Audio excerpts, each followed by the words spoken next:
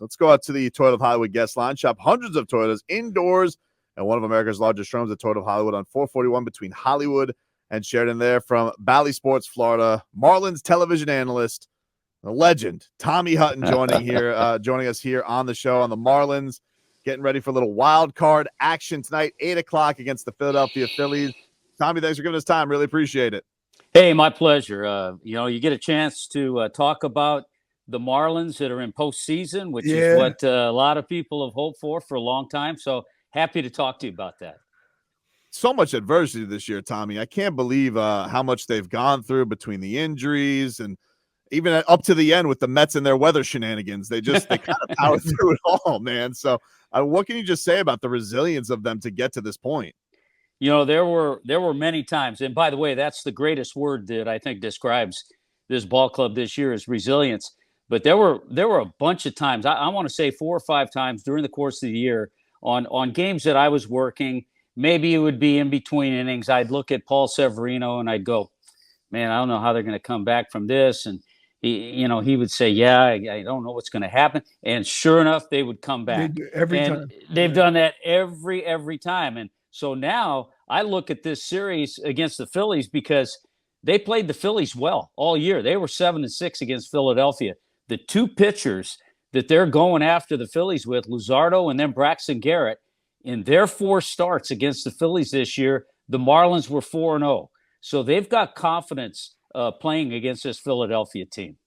Tommy, can you think of a time where you lose one of your best players in Jazz Chisholm, use your first 2 pitchers starting the season, and still manage to make postseason? Like usually that's 2 of the you can lose a hitter, but losing your 2 star pitchers going into the season, that's hard to come back from. And they managed to do a hell of a job with this pitching staff. I've had questions about the relief at times, and having to use them. They use them a lot this year, but how is that going to play out as far as if these 2 guys who've had success don't go very deep? Is the bullpen going to be able to hold it down? Well, that would be like Tobin losing Leroy. Let's just put it that way. So I think the bullpen sets up really good against the Phillies. The Phillies have Schwarber, Harper, Bryson Stott, Marsh, all left-handed hitters. And the Marlins bullpen is loaded with lefty arms. And then you have the veteran David Robertson. But Nardi was lights out. Stephen Okert was tremendous. And I just read where he was the relief pitcher of the month, Tanner Scott, in the month of September. So I think with the left-handed heaviness in the Marlins bullpen, I think that really helps against the Philadelphia Phillies. How do you think it's going to help, Tommy? We talk about the resilience, but just the idea, not only from the injuries, but almost felt like no comeback was too much for them. So do you think that helps in postseason play where things, that it can be very tense, it feels like there's a lot of pressure, some butterflies, but they've kind of been in this chase now and so much for like a month. So how beneficial do you think that'll be for them going into this? I think it's tremendously beneficial. I don't think there's a game that they ever think they're out of. They set a major league record becoming the first team ever to be down 3 runs or more after the 7th inning and win 6 games. So they have done that all year. And I think that's great because now you talk about confidence in the dugout. You get down a run or 2, no big deal because they've come back from games like that all year. So much of that has to do with going back to the very beginning, and you cannot forget the job that Kim Ng has done putting together all these pieces. But the first piece she put together was hiring Skip Schumaker. Yeah, and they really seem to love the way he brings accountability every single day, the way he prepares them. Like, what do you hear from just the players about what Skip has brought to this team as far as that's concerned to, I guess, really just change their mentality?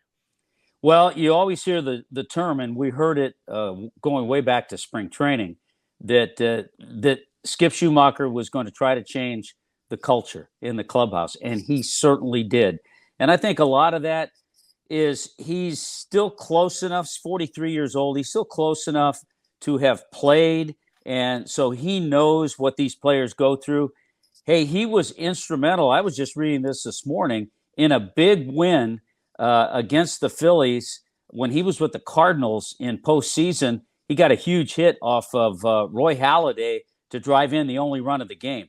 So, if players know this, they know that he's used to this stuff too. And that just rubs off, and it's rubbed off all year. From your standpoint, Tommy, Jazz had a lot of expectations coming into this year and then had to deal with the injury, but had some really key hits down here, down the stretch for them. And even, you think about the tough one off the lefty, which has always kind of been his kryptonite. What have you seen, I guess, from his maturity and I guess, him always having such a big personality, getting to shine on a big stage like this? Well, he loves the big stage. There's no question about that. And you think about it, in about 100 games or fewer, Jazz had over 20 stolen bases and 19 home runs. And I think we've seen what he can do in big situations. The unfortunate thing, that big hit against the lefty in New York during the rain, I don't think it's going to count. It's not going to count because that game's not going to be an official game. But we know that he can come through like that. We've seen him do it. He can win a game. He can turn a game around with a bunt, with a home run, with a stolen base, with a tremendous play in center field. So there are a lot of ways that Jazz Chisholm Jr. can affect the baseball game. Tommy, what was going through your mind with the whole Mets series? Like, just see what was going on. I mean, this is a team. I know you've broadcast plenty of Marlins Mets series. I know that when the fans come down here, brings a little. Come on now, don't get me going. Don't get me going. Tommy Hutton. So, what were you thinking when you were watching this all go down? Well, first of all, I wasn't there. I was at home, but I was certainly keeping up to speed and watching. And if you had a problem with the Mets and Met fans prior to that, it just enhanced it because, first of all, they didn't get the field ready to play that game Tuesday. They had an issue with the tarp. And so the infield wasn't playable when it should have been because at the time, during that time of the game time, it was not raining. So thusly, they had to play the doubleheader on Wednesday, which hurt the chances of Braxton Garrett if he had been needed on Sunday. So it kind of screwed up the plans. And even the Met owner, Steve Cohen, apologized to the Marlins for the problems they had. So, next year when the Mets come to town, I want to see a whole bunch of Marlins fans coming out chanting, "Let's go Marlins." I'm with you, man. Tommy, I thought at what point of the game is it considered official? And if you can't play it, they just end it right there. Because I thought they were in the 7th inning. No, they were in the 8th inning, but the home team has to bat.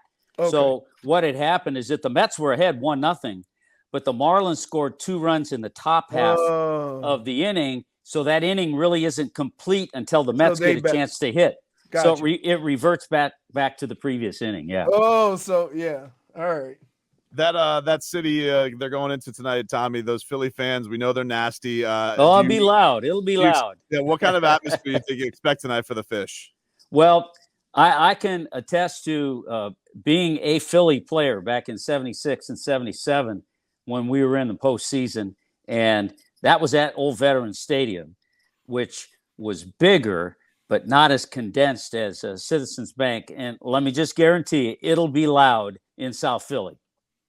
Can't wait for this. This is so cool. Tommy, just what do you think this is as far as significance for the team? They did make it in the pandemic season, but to go through everything they went through, 162 games to get here, what type of, I guess, landmark do you think it is to do something they haven't done in 20 years? Well, this is tremendously significant because not a soul predicted the Miami Marlins would be in postseason play.